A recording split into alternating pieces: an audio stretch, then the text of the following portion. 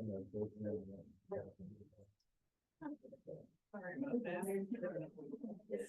really are. Your mother was so alone. I know it's called them. Oh, yeah. Everywhere I go, people make my time. Wonderful. And then you motive to get it. They don't know you like I know you, so. He's like, I promoted you to panelist.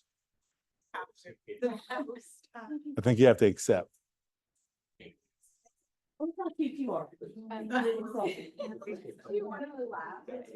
You let people know you're alive. And you're the host. What a small group. Mm-hmm. Mm-hmm. Yes. Yes.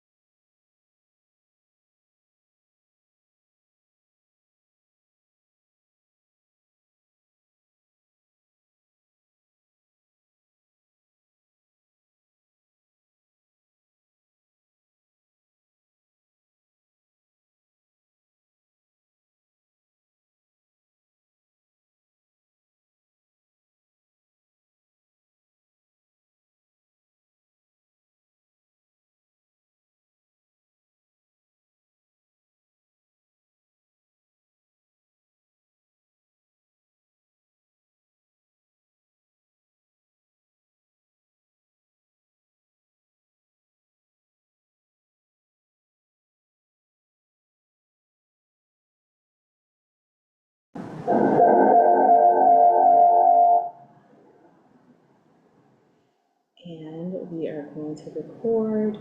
Actually, we are recording. Yes. Wonderful. Can we do a check to make sure that the sound is good on Zoom? Absolutely.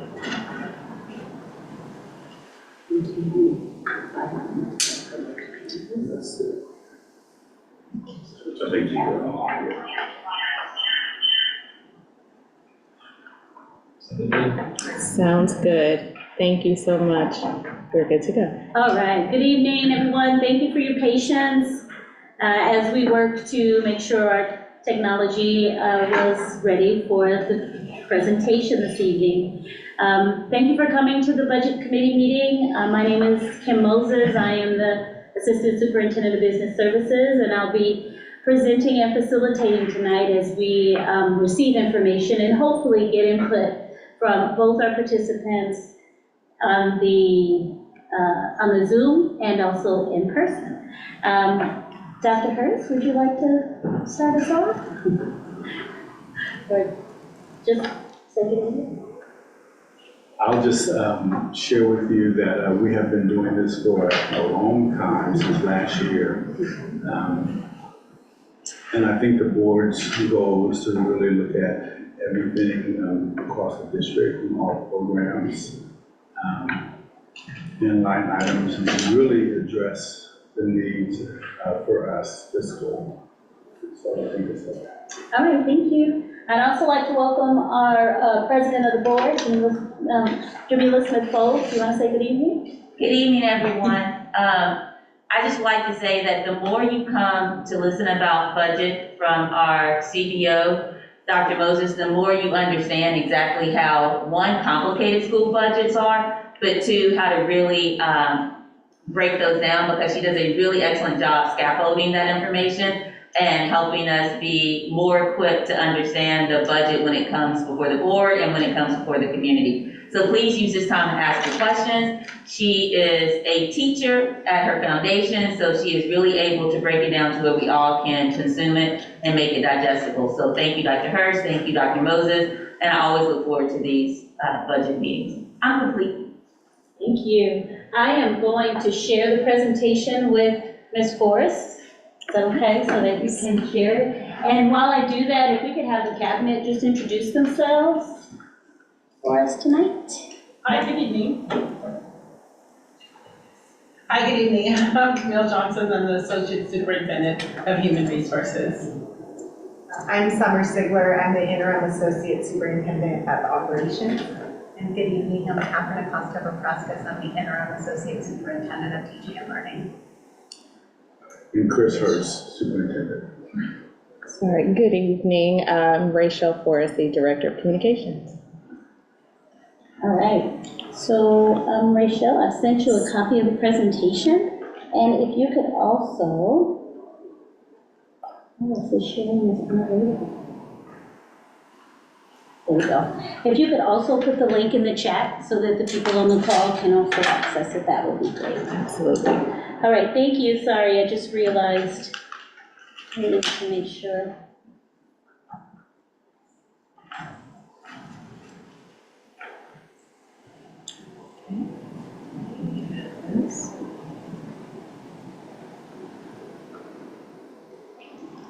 Are we good there? Perfect. All right.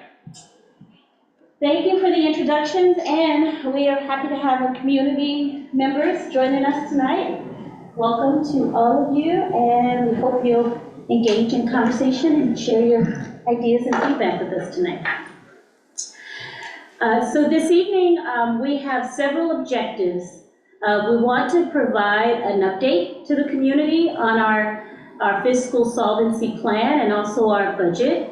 We also want to present an overview of the purpose-based budgeting decision tool, which the Budget Committee will be using to make decisions fairly soon. We also would like to review the budget by goals, and then we are going to collect data and ideas from the community in order to support our alignment of priorities with resources. So we'll get started with the budget presentation this evening. Oh, first we're going to do our land acknowledgement and our labor and body recognition acknowledgement. I will start with the land acknowledgement. We recognize that we are presently on the lands of the Chochenyo, Muwekma, Karkin, Ohlone peoples, and acknowledge them as the first inhabitants of the land we currently occupy. And I'll read the labor body recognition. I acknowledge that the burden of environmental exploitation and the systemic injustice falls upon the labor of Black and brown bodies in the building of this country and its institutions. I remember that Black and brown people were born and died working this land against their will for generations. I also acknowledge the continued contribution of the labor of survivors of the centuries to today, of all immigrant labor, including voluntary, involuntary, trafficked, forced, and undocumented peoples in the building of what we refer to as the United States. Thank you, Dr. Hurst. This is the second community budget meeting. We will have a follow-up as well. We're trying not to present the same information, but we do believe that it's important that you understand our budget and the implications of our fiscal solvency plan. So we will review longitudinal budget data. What you're going to see is an analysis of our unrestricted general fund budget only. We are also going to ensure that you see the actual finalized data from our reports in fiscal years 2017 to 2024, and we're going to share the estimated budget data for 25 through 27. We'll review revenue and expenses and how they're aligned closely with our budget, and we'll talk about a few outliers. We want to demonstrate the trend of revenue, expenditures, and reserves over the last 10 years so that we build our understanding of our budget and our challenges over the years. So what this is a comparative, it's a chart that compares our revenue, which are the blue bars, to our expenditures, which are the red lines, and our ending fund balance, which are the gold lines. Our ending fund balance is a combination of the reserves we're required to keep, 3% of our expenditures, as well as any fund balance we may have left over. You may notice, let's see if this works. I'm trying to see if I have a red light. I don't have a red light here. Oh. Circle. So what I've circled here are the last two years of our analysis, fiscal year 26, which is a 25-26 school year, and also the 26-27 school year. You'll see that ending balance line is near zero, which means that we aren't able to meet our 3% reserve beginning in that year without reductions. This is the reason why we must make reductions, because we must show the state the current year and 2 subsequent years that we are able to have this 3% emergency balance in reserves. It is called our economic uncertainty reserve that the state requires. So I just want to point out, if you see that red line, especially in the last 5 years or so, well, since 2023 and the 4 years after that, very close to what we actually have as our net revenue. The blue bars represent net revenue, which means it's the revenue after contributions. You also will see that in some years on that goal line, we had more reserves than others. For example, fiscal year 2020, we had a higher reserve, but you're also going to learn in a couple of slides that in fiscal year 2019, we had to borrow from reserves. So our projection changes over time. What this is a line graph that shows the last 10 years trend of our expenditures. So if you look, it starts at fiscal year 2017. The blue line represents certificated salaries. So from the year of 2016-17 until our final projected year of 26-27, you'll see that there's a 25% increase in what we spend on certificated salaries. The gold line represents employee benefits. There's been a 44% increase in what we spend out in employee benefits compared to what we were spending 10 years ago. The red line represents our classified salaries, which has increased 22% over time. The orange line are services and operating expenditures, which have increased 27% over time. And that green line there represents books and supplies. It shows that our spending on books and supplies has gone down 18%, but the reality is the large amount of our books and supplies that we purchase for our schools are coming from the restricted budgets.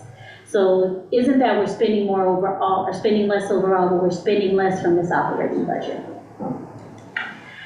Likewise, these are the revenue figures from the last 10 years. So you'll see that just as our salaries have increased about 25%, our revenue has also increased. We've been keeping up with the increases that we get in our revenue. We're also able to increase the salaries of our staff in order to be able to retain and attract quality staff. You'll notice that the other lines, all of them at the bottom, our local control funding formula has stayed pretty stable. Our federal revenue has stayed pretty stable. You'll see some fluctuations with our transfers. Some years we have to transfer more out of the general fund in order to support other needs. But that line at the bottom, the green line, is our contributions to restricted programs. We typically each year contribute to 2 programs, our special education program and also our restricted routine maintenance account. So those 2 accounts we're required to give RMA 3%. We're required to give special ed whatever is needed to run that program. And over the last 10 years, the contributions have increased 41%. So I'd like to show the same data with fiscal reductions. Once we identify where we're able to trim and actually address our structural deficit, then you'll see in those last 2 years, we're no longer flat at that 0 line. We're actually stable and we can meet the 3% reserves. So we're working as a committee and with the community and with staff to identify a way to get to those reductions so that we can meet that 3% reserve. That is the way in which the county and the state view us as being in good standing fiscally. This was the chart I showed initially where we were flat and unable to make that 3% reserve. So we're really trying to ensure that we work hard to stay fiscally sound. I'll stop there and see if there are any questions about those budget slides or any general questions about the work of the budget committee.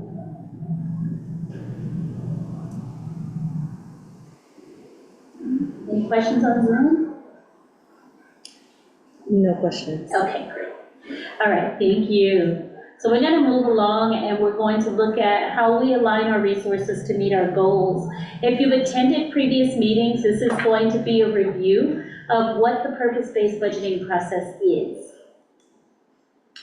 What is purpose-based budgeting? It is a systemic approach to focus the resources of our organization to ensure that we can accomplish our mission and our vision for the future. So in summary, we're aligning our goals with our money. And this is going to be done using our strategic plan as a guide. We're going to focus on those identified goals and strategies, consider multi-year implementation of those strategies. We're going to look at categories and organizational focus, and we'll establish levels of expenditures within each one of those categories we identify. A lot of this work is being done in the executive cabinet, but all of the work that is happening and discussions that are happening in executive cabinet are then brought to the community and to the board, which is why our cabinet is really supporting these efforts in our meetings each time. Thank you, cabinet. Why do we use this type of, why are we using this type of system to identify our reductions? Well, because we need to do this from an organizational lens, not just from one body, but from multiple bodies and considering multiple voices. We're also focusing our fiscal resources on our organizational purpose and our strategic plan priorities. We want to ensure that budget decisions are guided by transparent criteria. This process is public. And we also would like help we'd like help to evaluate our programs and their effectiveness in order to find ways in which we may be able to adjust or adapt in order to accommodate for the reductions we need to make. So we'd like all stakeholders involved in this process, not just district staff, but of course students and families, our budget committee, our board of trustees, our labor partners, and our community partners.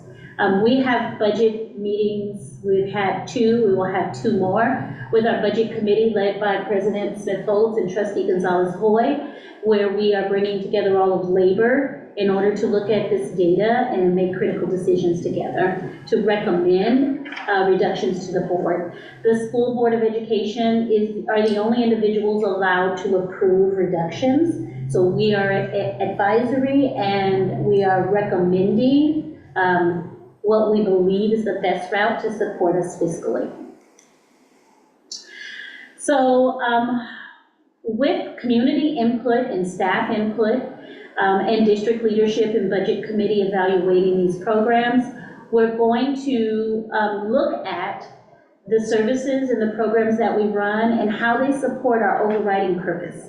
We're going to look at their level of effectiveness, and we're going to our goal is to have efficient implementation of our services by staff and or service providers. And it is not our goal to eliminate programs. It is our goal to ensure that the programs that are critical we keep, but that we are aligning our resources with the goals and the programs that best serves our students.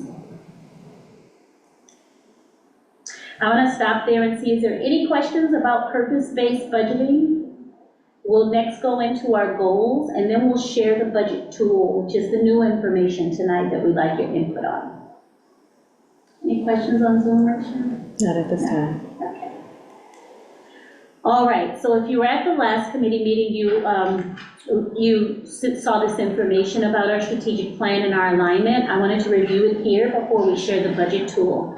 So our board, our superintendent and the cabinet worked to create a strategic plan. Our board approved this plan, and this plan is our guide for how we are going to strategically offer programs and ultimately impact the outcomes for students in our schools.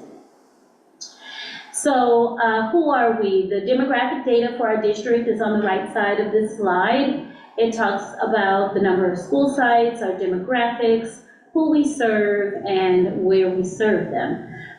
But what we'd like to focus on tonight is the mission of our organization. So if you notice, the mission of our school district is to empower learners with the knowledge and skills necessary to choose their own paths and follow their own passions. Our vision as an organization, follow their passions with courage and confidence. So really building critical thinkers who move about confidently in their space. Our vision is that we aspire to be a learner-centered community that fosters passion-driven lives. We want our students to really follow their dreams, and we want to give them the tools to achieve those in their adult life. We're also about equity. Our district believes that all students can achieve at high levels of proficiency, and that the effects of institutionalized racism will be mitigated in our system so that all students have equitable chances to succeed. So we have a graduate profile. This is what we'd like all of our students to have when they graduate from our schools. We'd like them to be literate and effective communicators. And that includes being skilled readers, writers, listeners, and speakers. We want them to be self-reliant and data-driven decision makers. This includes being able to analyze not just data in numbers, but critical thinking and problem solving. We want them to be effective, empathetic, civic leaders, which means we're ensuring that they employ interpersonal skills and resolution skills to achieve their goals at the highest levels, and that we give them opportunities to learn about college and career options, and that they are able to navigate democratic systems of government, and that they can adapt and navigate change. So these previous slides really set the foundation for what we like to do in our system. And we have outlined 3 specific goals. One is that we'd like authentic engagement, meaning we want to use communication as a lever to foster improved outcomes across our systems. That includes making sure that every school, every department has child-centered communication, that we have consistent communication so that our community members can expect to understand the information across our system and have access to that. We want to communicate to empower. We want people to use their voices, not just our community, but our students as well. However, we do aspire to really make strong connections with our community so that we are moving into these community schools and the community schools framework so that we're all invested and actively involved in our education system. Our second goal is that we want to ensure we have universal and accessible systems for all, meaning that all students are able to benefit from systems that are aligned to our core values and our desired outcomes. And the way we aim to do that is through equitable practices across our classrooms and within our system, effective ongoing staff training to ensure that our staff have the tools to promote the success, and then also that our systems are grounded in mutual respect and communication so that we can further this work in a comfortable space for all. Goal 3 is effective instructional programming for all. This is the really core of what we aim to do, which is educate students well by using data-driven instructional plans across our schools, by providing ongoing professional learning to ensure that we have research-based practices in our schools, and also effective core curriculum that students have equitable access to Common Core state standards and quality curriculum, and that we increase the amount of project-based learning for our students so as to really hone in on the skills of critical thinking and decision-making. So those are our goals. Now I want to move into the purpose of this evening, which is looking at this budget tool, understanding the budget tool, and then gathering input from the community as it relates to our budget. Before I move on, I'll stop and see, are there any questions? No? Yes? Actually, the unrestricted funding that you're talking about, or we're going to be talking about, is that the stuff that provides funding to schools, like for school site council, that they review, that they are able to, no? Or is that separate? Yeah, so the school site council manages primarily the restricted funds. Those are funds that are given to schools and also that we use centrally in order to provide specific programs and services for students. So that money is not in this presentation. Those funds are given based upon student need. So the amount of money that schools and the district is given varies from year to year and is usually tied to a specific strategy or a specific program that the funding has been directly given for. Does that make sense? Yeah. But do some of these schools use unrestricted funding to subsidize some of the programs? Absolutely. And the purpose of, for example, I'll give you an example of Title I, right? Many of our schools across the district do receive federal funds from the Title I program. And the purpose of Title I is to provide schools that have a concentrated number of students from low socioeconomic background to enhance their experience and provide additional services in order to mitigate in some way, in order to mitigate their experience so that they are able to take advantage of additional programming than what we offer in our core. Okay. All right, sure. Any other questions? Good question, thank you. Okay, so before I mention that we're going to have a transparent way of actually evaluating programs, I'd like to dig into what that looks like for our budget committee, and I would like for community to give feedback on the tool, and also we have some questions about feedback on our overall budget that we'll get to after we introduce the tool. Glasses.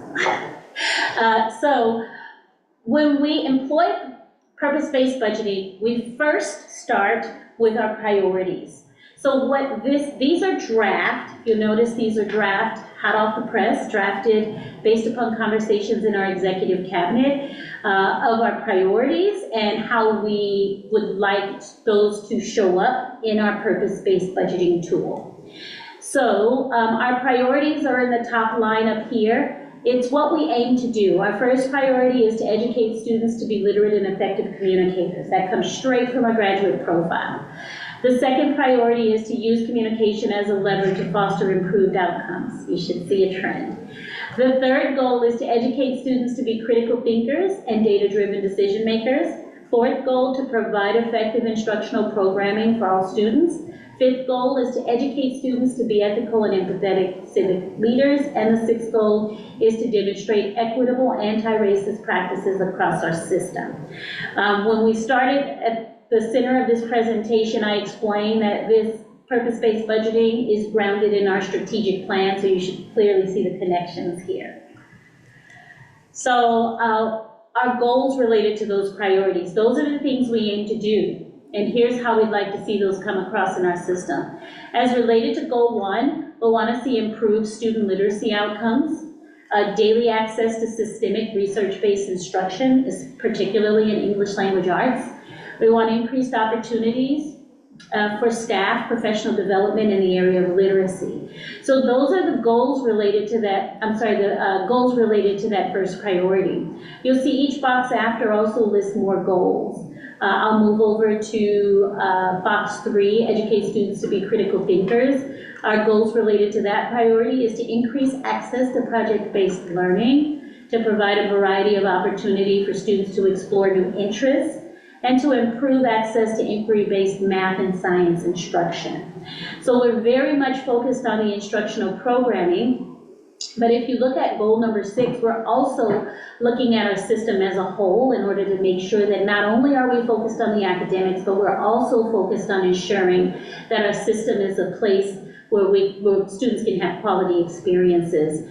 So the goals related to priority 6 are that we foster inclusive environments that demonstrate respect and value for everyone, that we increase access to rigorous coursework for all students, and that we implement an equitable and fair system for issuing grades and discipline. These are areas that we know we have some work to do in, and we want to ensure that as we work into project-based budgeting, that we're looking at our priorities and what we intend to achieve, our goals related to these priorities, and how we're going to accomplish it.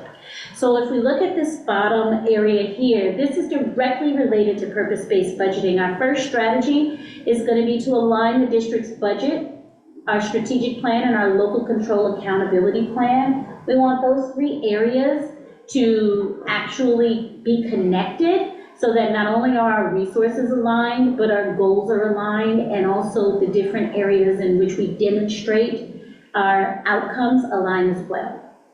The second thing we'd like to look at is how we attract and retain the best teachers, admin, and support staff. We know that we can't have quality schools without having quality staff, so that's a strategy as well. We also want to ensure that we include parents, students, and staff in our strategic planning activities, and particularly our schools overall. We want to increase student access to multi-tiered systems of instruction. We want to ensure that we're able to tailor the instructional program to what our students need. We also would like to increase the intervention programs for students that are below the expected academic performance. And then finally, we want to foster those inclusive environments that demonstrate respect and value for everyone. So we want this to be our blueprint for how we move forward and evaluate programs and how they add value to not only our students' academic experience, but their overall school experience.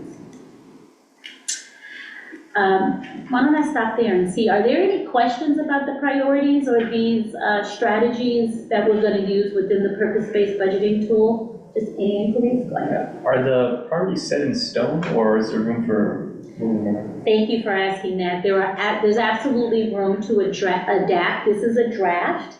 It's the first attempt at this, and I anticipate that there will be some tweaks based upon the conversations and the input that we get. Thank you. And then will there be time for us to give that input today, or is that a future conversation? Yeah, we have some slides. So if you're in person, you actually saw that we had a sheet to give your input, but we're going to have conversation as well, so don't feel compelled to fill it out. We're recording the meeting, and we're going to go back and take all of the feedback that we give verbally as well. But there'll also be a QR code and a link for the individuals on our Zoom link to give feedback as well. Thank you. Okay. Mm-hmm. Any other questions? Yes. So if we were to increase the academic standing, so let's say reading and mathematics, is there, and that was a priority, how is that going to be evaluated or measured if, especially if some of the unrestricted funds are used to kind of help supplement support for the schools? Very good question, and the next slide is going to cover some of that for you. Okay. What we're looking to do here is not evaluate the entire system, but as we look at how we can tighten up our budget, we're going to be evaluating programs. Okay. And then the programs that we evaluate, we're first going to look for ways to run those programs more with a tighter budget, right? Maybe find some ways where we may be able to trim, but not eliminate, but it's going to depend upon the information that we collect, and also you're going to see that the programs are going to have weighted scoring based upon these categories. Okay? So I'll go on to the tool where you see those weights. This is a sample evaluation instrument, and I'd like to tell you that what this is going to be is the outcome of the feedback that we get. And I'm going to share with you how that's going to happen. So if we look at this first line, the first thing that we'll be presenting when we evaluate programs is we're going to name the program and we're going to name the estimated cost. I think that as we start to evaluate the different programs, we also need to know what our financial investment is in those programs. So after we name the program, we are then going to go into this center category, which is going to be the work of our district. So if you look, we're looking at the categories. If you look in the center, which would be line 4, there's a category code, SPAR, FP, ESS, IS, and IRE. Those areas align with those strategies that we just saw on the previous slide, which is, does it align with the strategic plan and the budget? Is it attracting, retaining employees? Is there an investment in family relationships? And so on and so forth. So you'll notice the weighting down there. the executive team will look at the program. For example, Imagine Learning, this is not a program that we currently have, I don't believe. I took the sample from a different district, but it is a tutoring program for students. And so as a cabinet, we would look at the program and its components, and then we would give it a weight, 1 through 5, whether it aligns with the strategic plan. In this case, that got leveled a 3. Right? It aligns in some ways, not completely. If you look at attract and retain employees, we gave that a 4 because we'd be giving our students an opportunity to be closer to the academic goals, which we think would be desirable once our scores start to increase. Investment in family partnerships, we also think that's a 3. There's an opportunity here for a two-way conversation about this program. So we would look at the weighting overall of the strategy from those who are implementing it and actually have intimate knowledge of what's happening with the program. So those weights would go into the final score, but what we would do is, I didn't do the bottom one. So if you look at the bottom area that's not squared in, that would be where we record the input from the committee. The committee has to decide whether they're going to weigh in on the evaluation or whether we're going to open it up to broader analysis.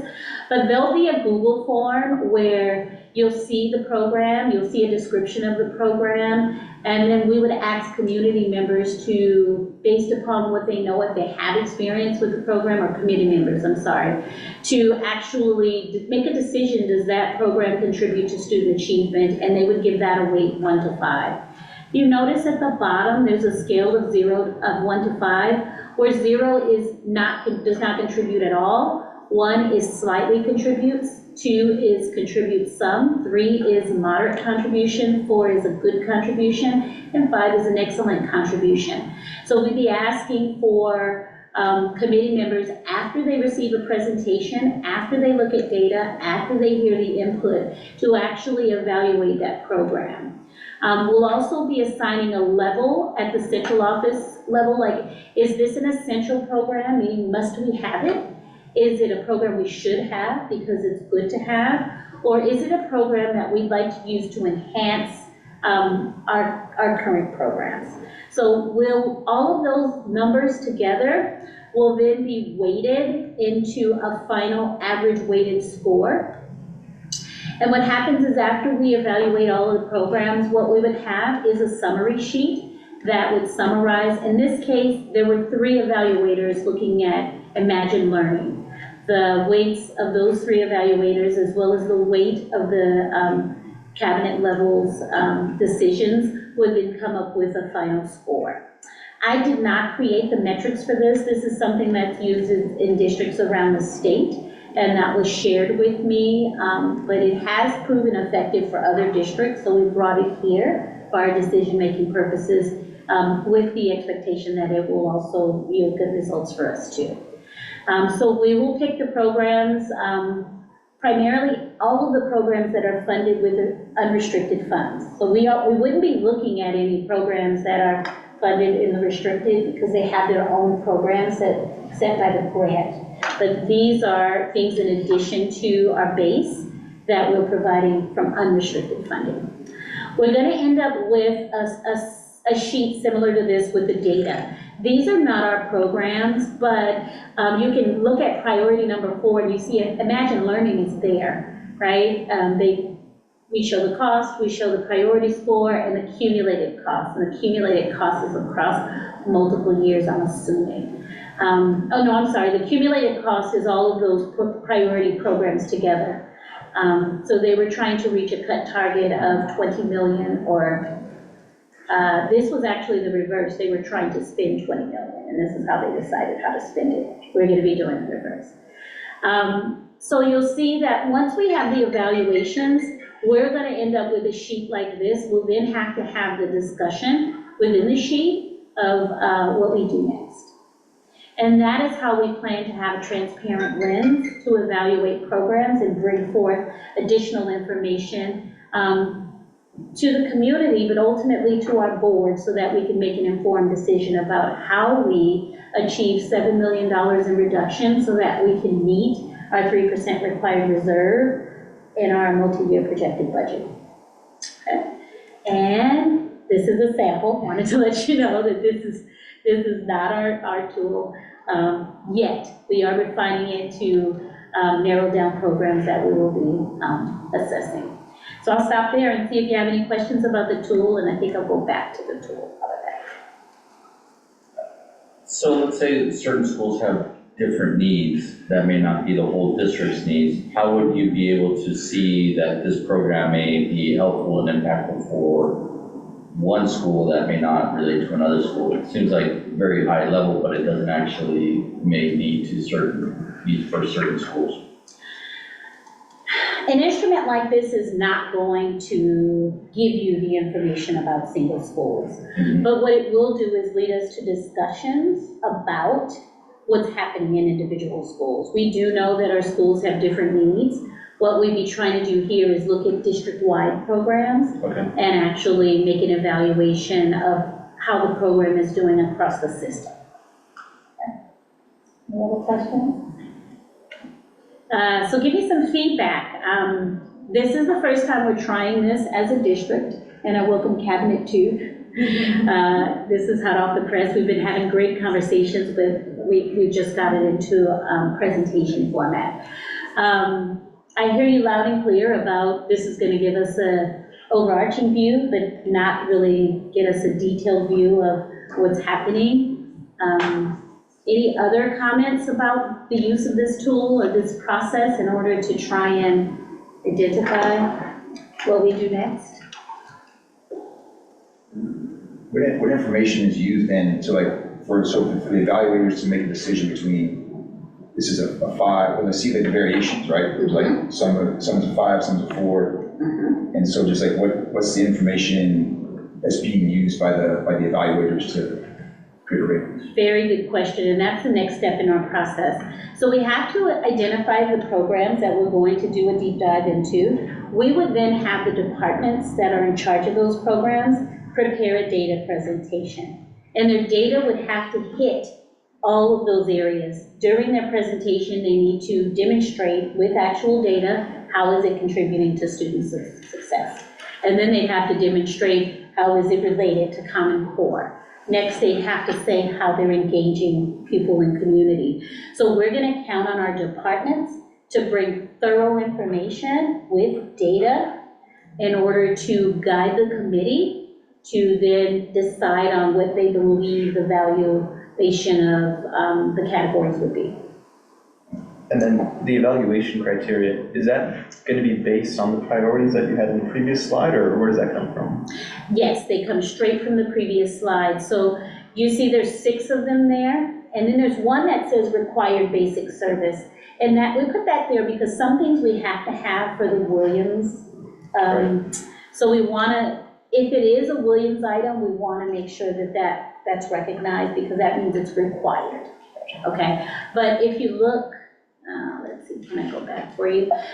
So the priorities, the 6 priorities is what aligns directly to those evaluation criteria. Gotcha. So you see the first one is student achievement, the third one is family engagement, and here, Well, it was a I'm sample, sorry. so I was assuming they wouldn't be the exact same, Yeah, but I thought I tried to match it up. But I noticed anti-racism is number 6 here, but it's not on the evaluation criteria. Yeah, so let me just double check. School climate is number 6, access to academic support, supporting career guidance. So I do need that pupil and family engagement. I have to look at that, but that may be an area we need to align. Because it does fit in here, but I don't see it specifically other than in strategy 3, right? Okay. Good catch. Yeah. Apologies if it's already just in one year. So who are the evaluators who are going to receiving the data and doing that? Good question. So I started with saying that this is a new process for us, and that we intend to have the budget committee be the evaluators, but I am bringing this tool to you first. It's going to go to the budget committee in 2 weeks, And ultimately, it'll be the committee's decision whether we keep the evaluators as the committee members or whether we extend it further. Currently, the committee members are board members and labor partners. So that's a good question that we'll have to figure out the answer to, but I will share that the next couple of slides, we have some questions about the budget that we will answer here, and the answers to those questions will directly feed into how we proceed next. So you'll be asked which you'd like to see evaluated, what your priorities are. Many of you are returning from the first meeting, thank you. So some of that I know we talked about, but we'll have more time to talk about it. Sorry, one more follow-up question on that. You said the budget committee is made up of board members and labor partners. Is that a rule, or that is just how it is right now? It's not a rule, but the budget committee is a subcommittee of the school board of trustees. And so because we know that reductions to school programs, to individual schools and departments largely impact our staffing and our agreements with our labor partners who have to carry out the work. I think the decision was made to start there because we need our community partners, our labor partners, to come with us in this reduction journey. The executive team really represents the schools and the departments because we all oversee those areas. So we're doing our due diligence to get information and bring that back to the committee meetings as well. So those voices are heard, they just aren't on the panel. Gotcha. But not because they're purposefully excluded, that's just how it, okay, great. Not at all. This is a continuation. This is a year 2 of this committee. Because typically, last year, we had a lot of reductions in staff. And so it was really critical that we have our labor partners at the table because we knew we had such a large amount to reduce that it was going to impact our staffing. This time, we believe that we've cut deep into staff, and this time we may need to look deeper into programs. We do believe that recommendations to the board are going to involve both recommendations, but we don't know at this point what combination of the two would make up the reductions that are ultimately delivered to the board for approval. Thank you. Okay. Dr. Moses, may I say something about the budget subcommittee? Yes. It's an open meeting. Okay. So just like we're having this meeting and it's open to the public, so is the budget subcommittee. It has public comment parts in it. It has parts where you can come in and listen. If we have smaller groups, sometimes we allow questions. So it is a very space for education.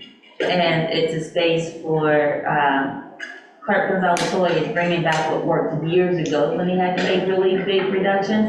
And it was a budget subcommittee. So he thought that that would be a great idea to bring back. We found that it's very positive, because it allows everybody that has a direct impact to have a direct voice. So it's one of those things that we have, as a current board and board leadership, have really hold on to, we won't do it to you, we do it with you, right? So that's why we're having all of these committee meetings, that's why we're having all of the open community meetings, because we want to hear that voice.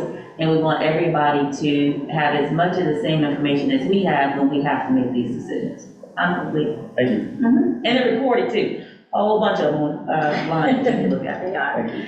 Yeah, it is our goal to do this thoughtfully and to make sure that we keep cuts as far away from students as we can. And so we need everybody. Yeah, thank you. Any more questions about the tool before we dig into discussion?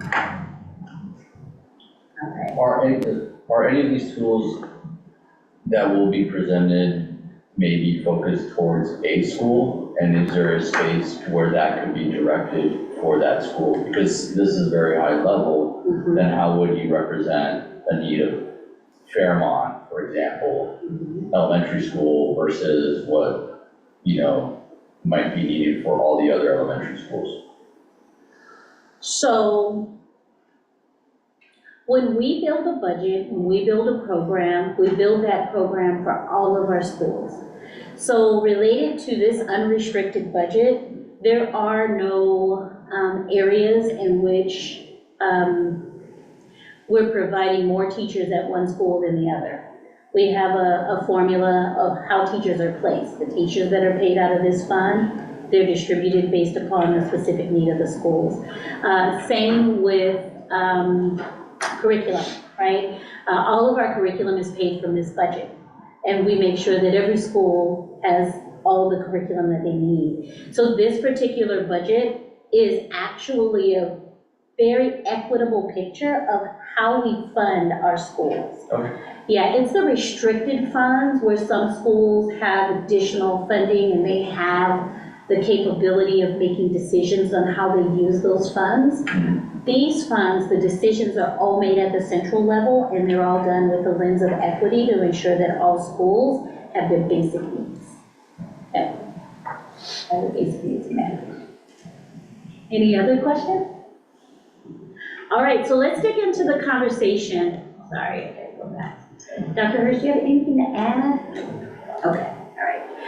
Okay, so if you were at the last meeting, we didn't have a lot of time to discuss these, so we have more time this evening.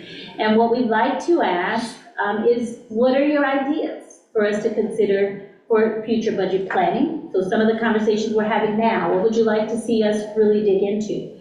What suggestions do you have for effective communication about the budget? We're a small group here tonight. I'm really glad to see all of you, but we'd like to see more, right? So how can we better communicate this so that not only us in this room and on the Zoom call have the information, but that we're getting it to everyone? What resources do you believe should be given the highest priority? And what resources might be considered for future discussion or analysis? If there's a program that you think our committee should look at, or that you think our cabinet should look at, name it for us and we'll dig in. And also, what topics would you like to see explored further as we prepare for these future discussions? So, and also, if you are on the Zoom call, you have a link. Did you share the? Yeah, you can actually access the form either by the link where it says feedback here or by the QR code so that you can give feedback as well. But we also invite our Zoom participants to raise a hand and ask your questions and be involved in the discussions with us as well. Okay. All right. Would you like to stay together as a full forum, or would you like to move into small groups? What are your thoughts? We've got 30 minutes for this discussion. Stay together? Stay together? Yeah, we're a small group. All right. I mean, how many people are on Zoom? Good question. We have 16. 16 Zoom participants, yeah. So we encourage you on Zoom to raise a hand, and then you can join our discussion or ask your question there. And thank you for joining virtually. I know it's a challenge, but we appreciate your feedback just the same. Yes. I appreciated the breakdown of the central office divisions and coding for those divisions and different departments, I guess. That was presented at the budget meeting a couple weeks ago. And is there a easily accessible and I guess applicable master list of programs that we could see to look for specific suggestions? Yeah, so that's a great question, and I'm gonna try to break down this answer. The answer is yes, but because, as was pointed out previously, schools run different programs, right? What we run centrally may not be an exhaustive list. So we could create a list. Specifically, it would be the programs that we run under our local control accountability plan.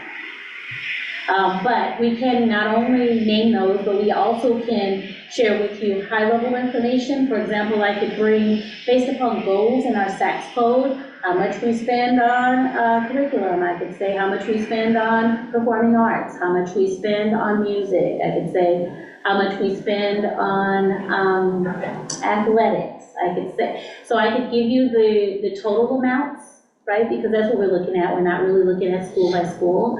I can also share a comprehensive list of programs that we track in our system.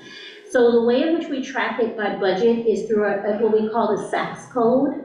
So I use the SACS code to share, and let me bring to the rest of the group, if you didn't see the last budget committee meeting, one of the things that we're looking at is reductions to central office staffing. That's one of the areas we're looking for reduction. So I shared with that committee what each department covers. And I did it using our SACS code. I could do the same thing using codes for different areas that we fund. It wouldn't necessarily name Imagine Learning, but it would say reading intervention programs. Does that make sense? Yeah. Okay, so I can bring that, sure. Yes. Okay, next budget committee meeting, you will see that. I don't know if this would be a future, but would, in a future, would there be a way to see how this process plus the budget that's presented and how the impacts on reading scores and math scores would be on the back so that we could see if it was successful or not successful, or? I was just thinking that as you were saying that, sir, I think it will be helpful if we bring data back or the impact of the program, or maybe the executive team leader to talk about the program and the impact, not just the program itself. Yeah, absolutely. Yeah, and we expect that when we have the program presentations, they will be in a budget committee, so you will be able to watch those. They will be transparent in public. And I would say that for some of the presentations, you are going to get that data. We will ask for it, and if it exists, they'll transparently share. I also would put a plug in that our district LCAP meetings are open to the public and they're via Zoom. And, you know, the function of those meetings is to monitor the LCAP. And so we're sharing literally the goals, the aligned programs and strategies and the data. And in November, is it 12th? I'll double check the date. It's the second Tuesday of November.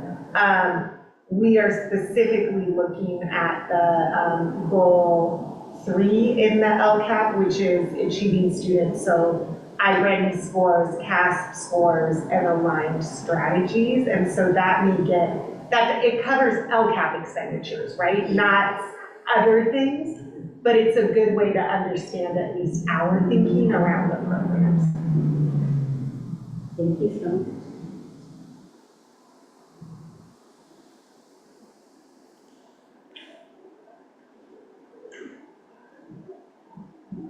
This is an open discussion? Yeah, go for it. So for the first question, for budget planning, I would like, the question probably can't be answered now. So if the district can look into the viability of LAUSD's expanded school-based management model, and the way that that model works is they give a school site the lump sum amount of money that they would receive based on enrollment at that school. And then similar to an SSC, they have a shared leadership council, an SLC. And that council decides how that money is spent specifically for that school. And it's been working there, I think, since 2011, 2010, but it addressed some of the concerns brought up over here, which is where different schools have different needs. And so you let the school side do the autonomy of deciding how that money should be spent. And I'm wondering if in a district like ours, that could be about, you know, just because it works over there doesn't mean it can work over here, but maybe we could look into that. That's a good idea. Prior to coming to West Contra Costa, I was a teacher in Oakland, and Oakland had school-based management. Okay. So we could also study an example of that happened Neighboring partner, with our neighboring partners. I do not believe they have that any longer, but I believe they have some kind of a hybrid approach to that after what they've learned. But we could certainly dig into that. That's a good idea.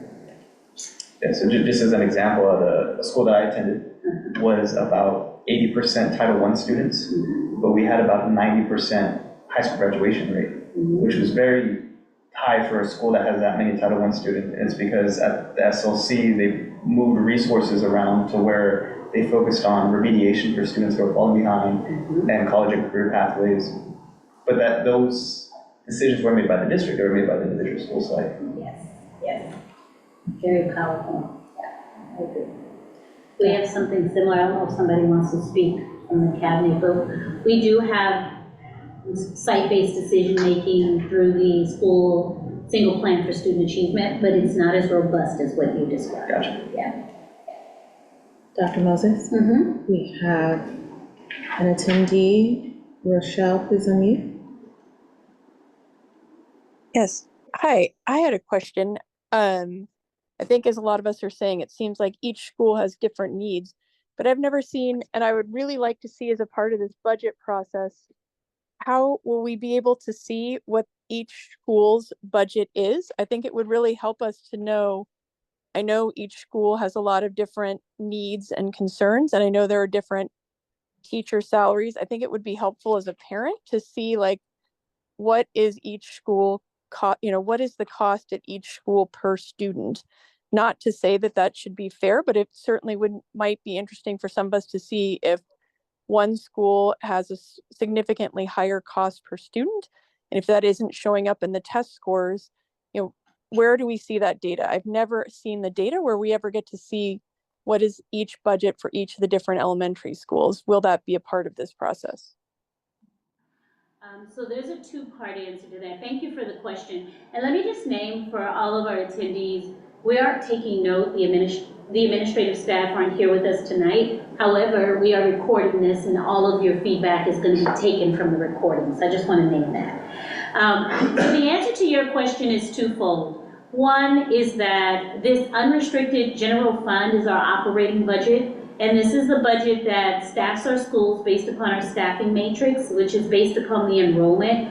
So we can certainly get you that number from the unrestricted fund, and what you would find is that the number that we spend per pupil per school is going to be very similar, because that is the nature of this budget. We must take care of all of our required operating expenses with this budget. The only exception being the LCAP, which we call the supplemental concentration grant from our local control funding formula. Those dollars are assigned based upon the local control accountability plan, and those dollars are actually awarded based upon the number of students we have in what we call the unduplicated count.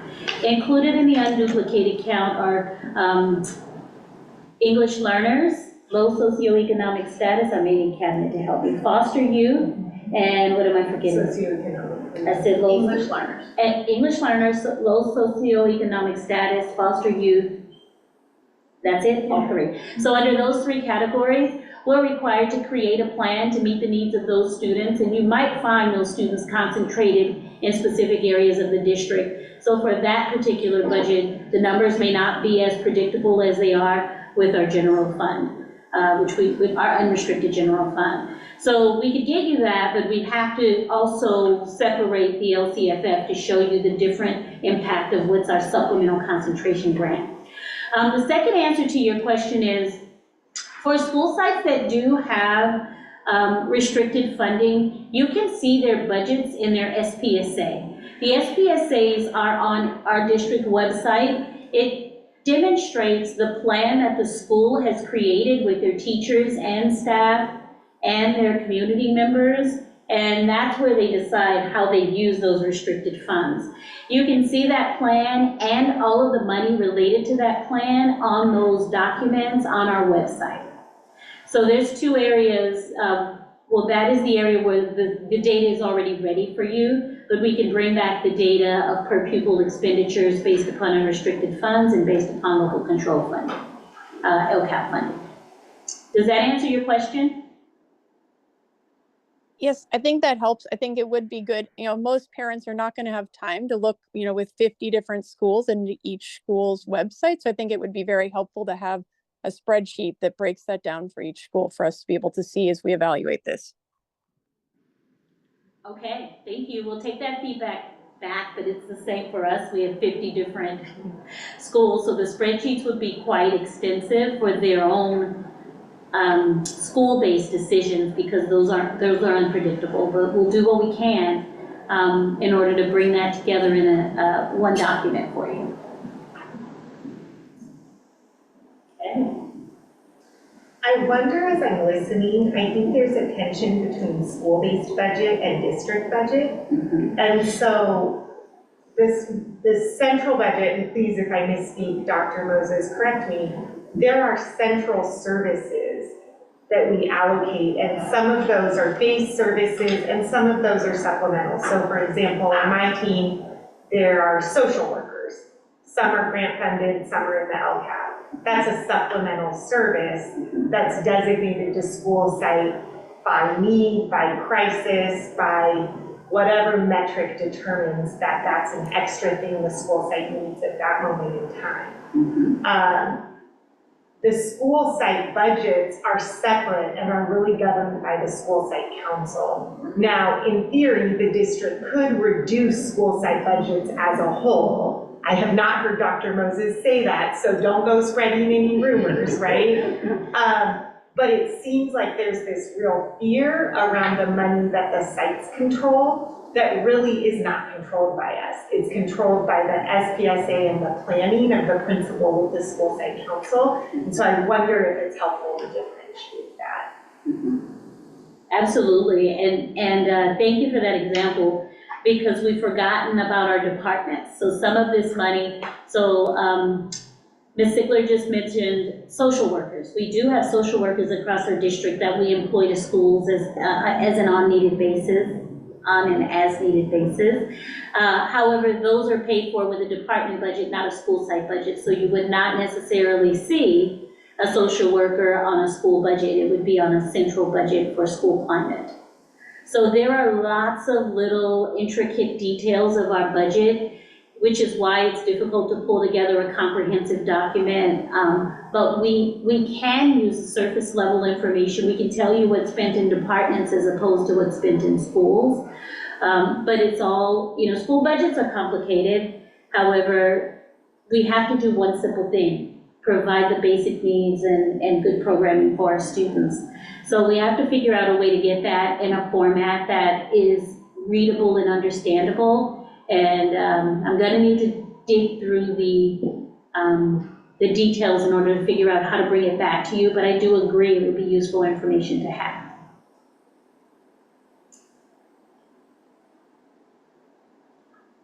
Okay, anyone else? Thank you for asking a Zoom question. For like the effective communication, my curiosity is how many, like thinking of all of you like district leaders, how often are you going to schools and like just meeting parents in person? Or like where there's like a PTA meeting or just like a parent council where, there's a time where like parents can connect with some of you like in person. Just thinking like how that personal touch can really increase the communication. And how much you're already doing or could do. I'll start off and ask anyone else who wants to answer to just jump in. I will say that when we're invited, we always make an effort to show up, okay? We have a lot of different school sites. There's a lot of different events. So there isn't really a system where we can be present all the time at every site. However, we do have, we run different departments. We speak with our leaders. We're getting the information, but I agree that we could do better with, for example, what we're doing tonight, getting the information directly from parents. So, yeah, I think it varies based upon, what school sites we're directly involved in, who gives the invites, and what the need is. We've been at several school sites lately just because we know we need to be. And so I'll stop there, but to say that, we're keeping an eye on every site, and we're there when we need to be and when we're asked to be. And it's a great day when we get over there just because we have time to be there. Anyone else? I'll just share too. I think we can always do better. But there are opportunities for our PACs, our parent advisory committees as well. I know that I share every superintendent's report. Here's the meeting dates for the PACs. And I know that I'm invited to some of the PACs, like ASAP, on a regular basis. I do attend the LCAP. That's definitely by choice, and they have a lot of feedback for us as well. We don't go to all of them, but I think we can do a better job, but that's another opportunity that we can realize. Yeah, that's the Parent Advisory Committee, and we have several Parent Advisory Committees for the district. Yeah. I think from the board trustee point of view, this is where we're 5 fingers on one hand. So you have a board trustee that your residential community elected, right? That trustee works for the entire district, but there is a opportunity for them to make sure they're having those connections at their residential area, because they can bring that information back to the board, right? I, however, friend, am perfect. I go everywhere. So I will pop up in area 5, 4, 3, 2, 1, but that's a privileged statement. I have the privilege to do that because this is my whole day job, right? So when you're talking about district staff, they're balancing what they have to do with these other things all the time. So then your board trustees should take it upon themselves to be really involved with what's happening at their schools, going to their SSC meetings, which is open for everyone, going to their APAC meetings, going to their ELAC meetings, going to their PTA or PTO or PTSA meetings, going to clubs. All of these things help bridge the gap that's created when you just have such a big district. The other thing I will say, if administrators and heads of PTAs and PTOs and the other booster clubs, if they reach out to our director of communication, she then funnels all that information to us. And then we can put it on the calendar as early as possible and try to get to all of those things as best as we could. But at some point, we gotta let these people go home, right? So, because they have to some have young children, some have other things they're doing, but you have trustees who are supposed to be able to fill in that gap. So reach out to your trustee. You can always reach out to me. Again, I'll put it on my calendar and I will show up. I was at El Cerrito's PTA meeting last night because it was on Zoom. So I was able to cook and be there at the same time. You know, I'll have enough gas to go everywhere, but I'll make it work. I'm complete. Thank you. You're welcome, Fred. Thank you, yes. Sorry. No. Actually, one of the things that I noticed, now that I understand the difference between the unrestricted and school site council budgets, but I did recognize that there was a lot of redundancies in some of the stuff that we had to evaluate and think about. Is there a way how this matrix actually will review redundancies so that stuff that certain schools may actually have or resources that may just become an add-on upon stuff that they already have? Yes, however, things that we're required to have, we have to put in this budget. Sure. And school sites make the decision on what they'd like to add, and sometimes they do duplicate services. So I think what I'd like to say is what we try to do, for example, I had a conversation with our chief technology officer. We're really trying to evaluate the different software contracts to make sure that sites aren't spending their site money on services that we already provide centrally. So that's an example of exactly what you mentioned. But I believe that what would then happen is that the sites would then stop the duplicative services. If it's something that we're required to provide, we have to provide it for all schools under the unrestricted budget. I wanted to follow up on his question about communication. Again, probably can't answer now, but could we look into the viability of a monthly or semi-monthly physical newsletter that could be subsidized with maybe advertisements on the back or something like that? Something that's 2 pages and on the back, you have local businesses, paper ads, cover the cost. And I bring this up because I've talked to a lot of parents who, some of them, all they do is just drop off their kids, pick them up at the end of the day. If they're not going to PTA meetings or football games or, back to school nights, they're not hearing about events like this. And if they're not following the district's Facebook page, they're not seeing it online either. But a lot of them said, I read what my kid brings home. And if my kid were to bring some sort of newsletter or announcement or something, I would pay attention to that. So going back to paper. The trend, so I appreciate that because if it's not on the refrigerator, I don't get to it right away, right? Well, we've kind of moved into this electronic age where we're now doing emails and text messages. But I hear you clearly that we probably, especially for important events, need to double back with paper as well. Right. I get it. Good idea. Thank you for that. Yes. On that, are all the parents on Parent Square? How do we know if people who offer their email, how do they do it? Yes, so that's a question for our communications director, Ms. Rachel Forrest. Well, thank you. I get them, I appreciate it, but if folks aren't. Yes, so the Parent Square, it actually syncs with Power School. So any parent who submits their information through Power School, it syncs. So we do have about 99% of families connected. For that 1%, we're working with the school sites to ensure that we have the right information, the contact information for families.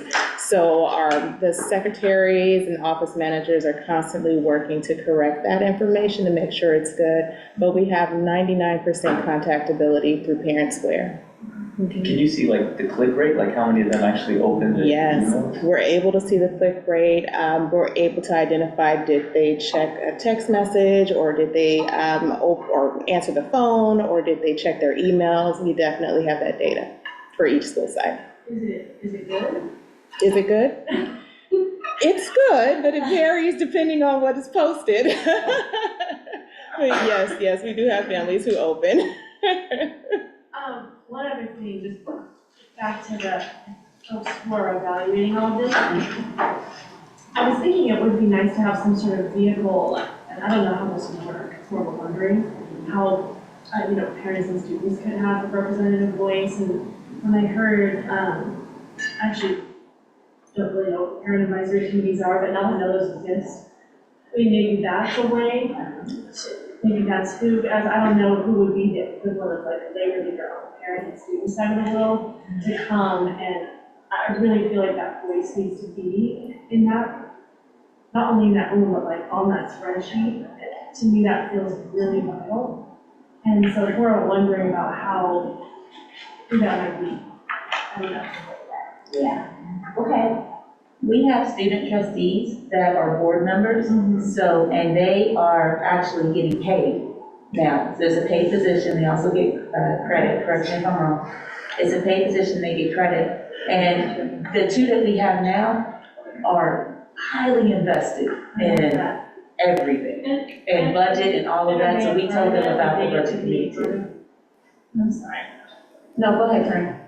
I was just gonna say, do they get to do this? So we have made it a priority to invite them to future budget meetings, so they will be able to have that voice, right? To be able to be like, okay, if we're talking about this program, you guys are part of, we represent all student congress that represents all the kids. What do you think about this? So we are actively engaging them. So yes, and, right? So we want to do better, but it's one of those things that we also want to give them a tutorial, because jumping into this and not having some kind of background and how it works, I'm just now feeling able to be like, all right, I get it. Unrestricted, restricted, I get how it works, I'm moving it around.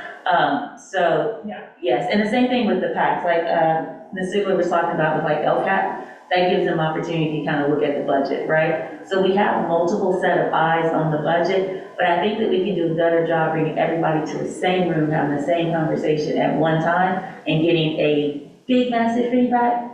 And then, so it prevents us from siloing, because that's one of the things that we have learned in this district through our equity, or our, that audit that we did, Dr. Hurst, is that they said that we silo, we have a system that silos itself, and that ends up, tripping us down the line. So how do we open up those silos and bring everybody to the table? So yes, I hear you, and we are working to actively do better than that.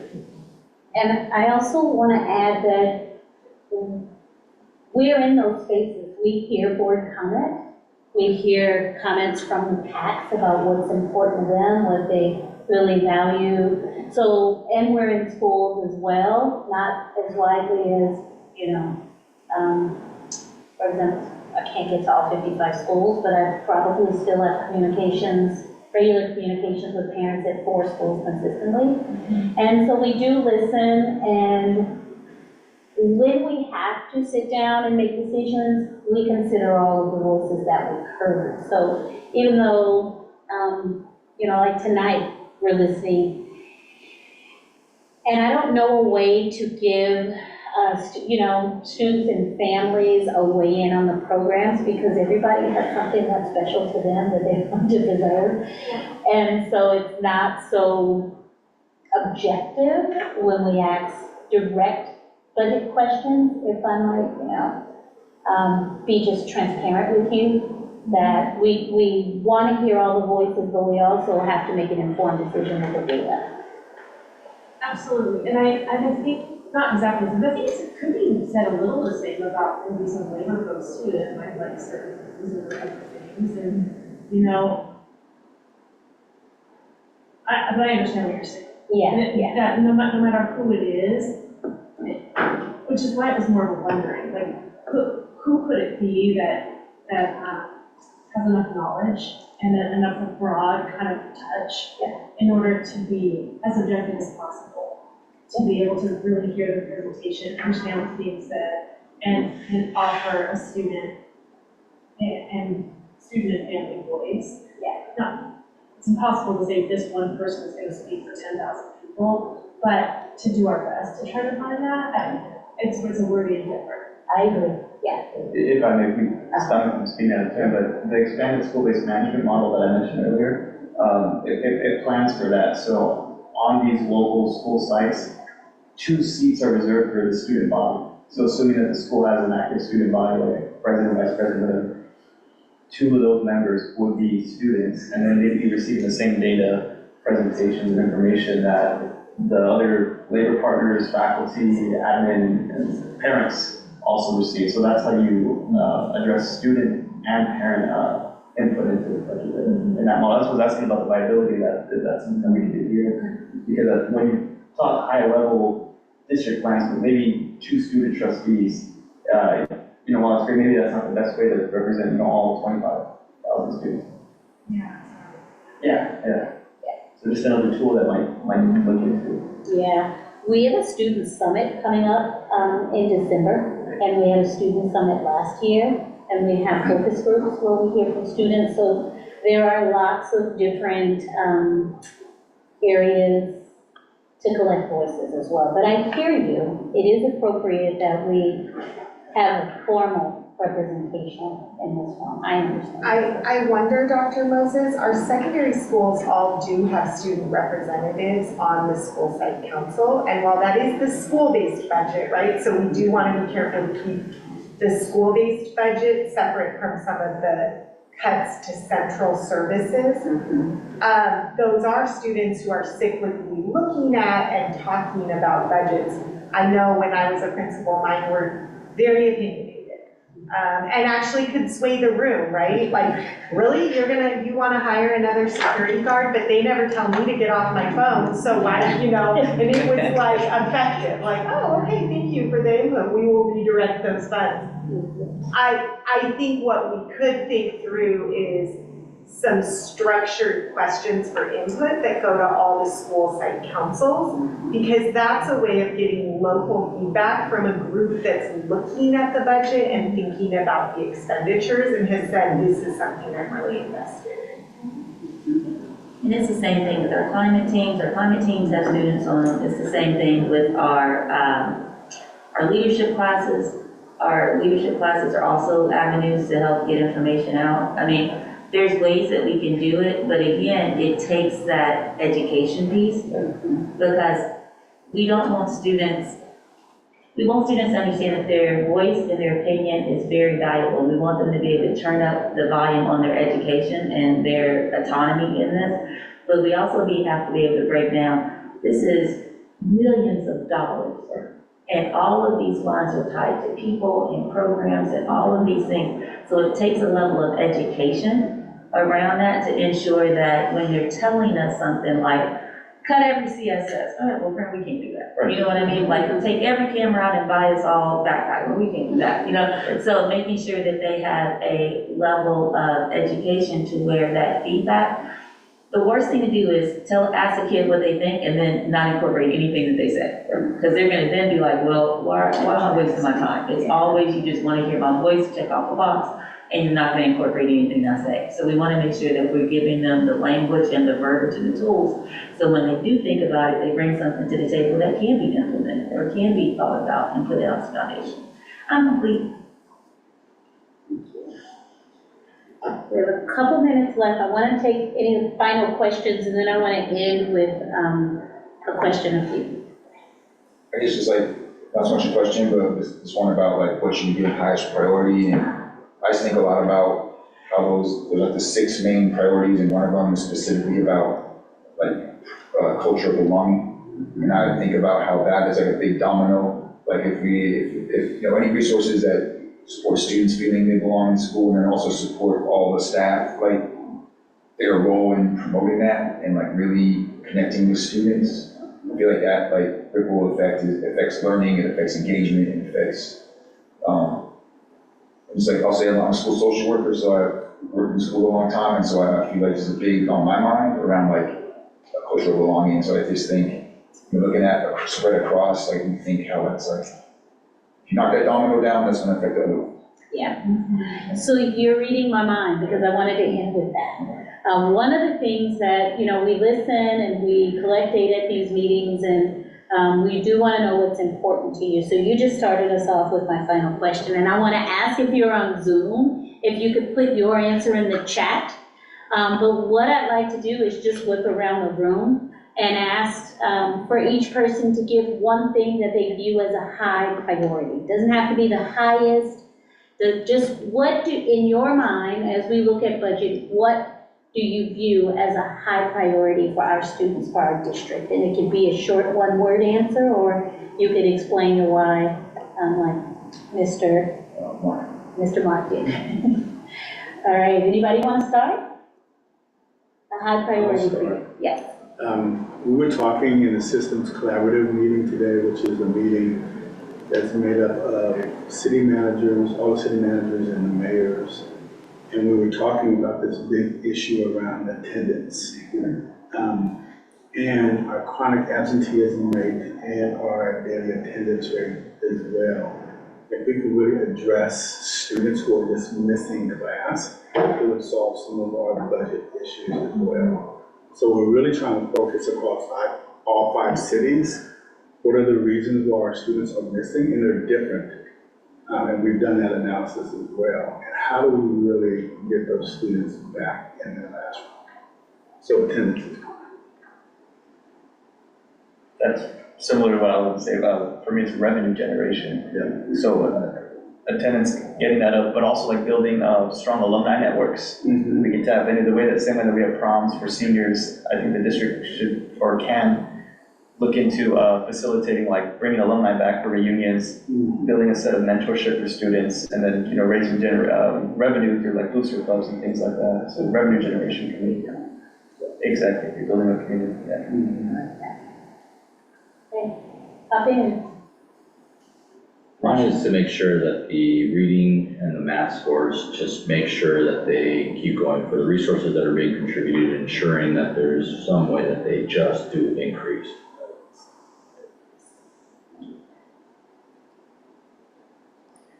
We have Jenny online. Yes. Go ahead and unmute. Hi, sorry, the chat was disabled, so I thought I raised my hand.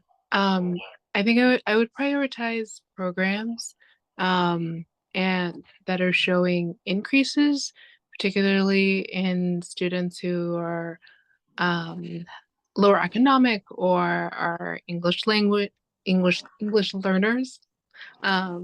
You know, that show those gains year over year, or showing that they're making progress in focusing on those students and helping them achieve academic goals. Thank you for that, and thank you for letting us know the chat is disabled. We're going to enable that now for you. You're good to add to the chat now if you're on Zoom, or raise your hand. Okay.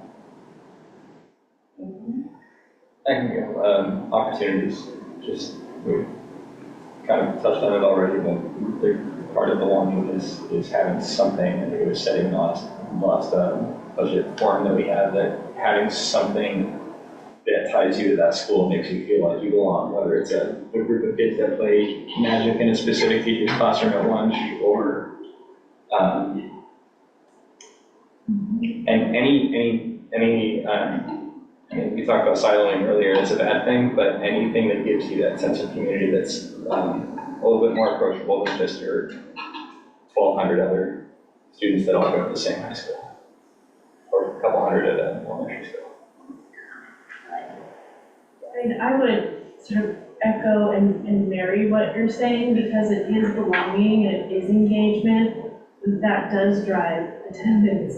and that does Yes. drive, I mean, when a kid is in a club, in a sport, part-time program, like when they're seen, someone cares that they can. I mean, like these dragon boating kids are super into it. Like, I don't know, like people are, anything where you just feel like your whole person, your social, emotional, teamwork, leadership, communication, like all of those goals that we've been talking about these last two meetings are all in that nugget of belonging, which drives attendance, which we need to have, obviously, because it's not going to be a bill. So I think happily it feels like a win-win if we can find ways to really support these.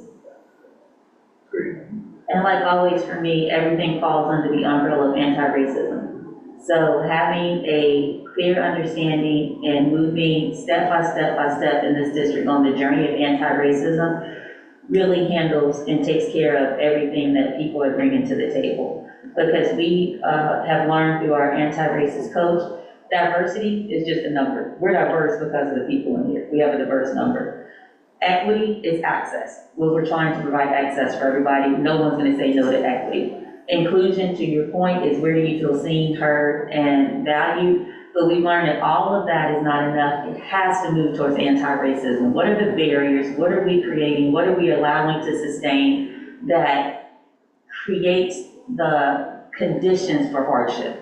And I think that if we can really continue to tackle that as a district, we will see people coming back, people staying, people encouraging to come to a district to where they feel safe, to where they feel seen, heard, valued, loved, and safe. Because that's what brings in the learning. That's, if you ask me if I don't want to go because no one sees me, but I don't want to go because I don't feel safe. I don't want to go because I'm called a name. I don't want to go because I feel a certain way. Well, again, us working with policy, practices, and procedures can alter and shift that culture in our entire district. So that's my number one goal. And again, it's the umbrella that everything falls under, in my opinion. I'm complete. I guess I already spoke, but just to emphasize again, I feel like anything that can build the capacity in the adults to like promote that. And so whether it's in their classroom and the way they talk to kids in the hallways, having that just be like the same way you talk about curriculum, you talk about anti-racism, the same way you're talking about lesson planning, you're talking about how we mitigate implicit bias. So, you do all those things. Incorporate that into your staff culture in a way that it's consistent and like giving staff the tools to do it. We do have comments in the chat, and thank you. Ms. K says African American school, just like we have a Mandarin school, and also more resources for foster youth. And Rochelle says, please prioritize programs that keep students in the district, like DLI, music, athletics. If we cut all of the extras, students are less engaged in school and parents will leave the district for schools who provide these programs. Ms. Crystal says, it's hard to say that we should focus on this or that when we have students that are not learning anything and cannot even do a resume when they graduate. Parents that don't speak English don't know what's happening, and the children and parents that need the most help, you're not reaching. Parent voices are being suppressed and our most vulnerable students' voices are being ignored. All this rhetoric is unnecessary when we are doing a disservice to our students that are Black and brown. How can we feel included if my thoughts and feelings are being ignored and pushed aside? We have 2 more comments. Be encouraged. Please address. Dress code for middle and high school, and also address the lack of accountability of students that cut classes. Ms. Crystal says, there is no accountability and there is no transparency. Not really. Questions are answered with these political answers that don't make sense. We know you cannot please everyone, but you're not pleasing anyone at this point. Thank you for your comments. Thank you to our Zoom participants. We hear you. Perfect. Anybody else in the room? Everybody get a chance? I think a good mix between interventions and making programs that we're not duplicating programs that are already existing, and I'm sure you guys talked about this. But I think that, like, for example, with attendance, like, there are so many students that are truant, for example, at Kennedy, and I feel like if we do have interventions for these kiddos to be in class and be included and feel involved in their learning, then it will be very different for them. Thank you for that. And I think I'll end, since you mentioned my school. I'm a Kennedy alum.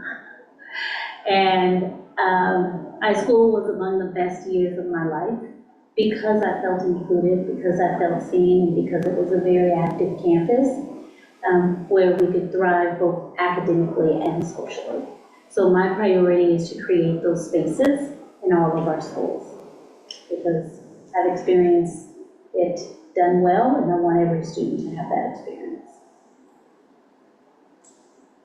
All right, and with that, there any final comments? Well, I want to thank you for your participation tonight, and I want to let you know that this continues. What we've heard tonight, we are going to document, put in a data sheet. We have data from our last meeting, and that data was really helpful. We'll put this data in a data sheet as well, and we're sharing all of the data with our budget committee. Our next budget committee meeting is November 19th. We're going to give the feedback from our discussion today. We're going to then work on we'll refine the budget tool and we'll introduce it to them at that time. And then we'll start to collect the committee data and using that decision tool. Not sure if we'll get to actually making decisions on that evening because we may need to make more adjustments. But I also want to call out that the next community forum meeting is December 3rd. And then we're going to share with you the information that comes out of that November 19th meeting as we create a preliminary priorities list and gather more feedback. Any questions about the next steps? No? All right. I want to thank you for your participation both in person and in Zoom. Next time, bring a friend. Please come back and visit with us. And both meetings are open, so even if you're not on the committee, you're welcome to attend the committee meeting in person or on Zoom. And then I hope to see you all back on December 3rd to continue to look deeper into this process and get more, share information and get more feedback. So thank you, everyone, and have a great evening. Dr. Hurst, anything? All right, good night, everyone. Okay. Dr. Moses, is December 3rd here? Yes, I believe November 19th and December 3rd.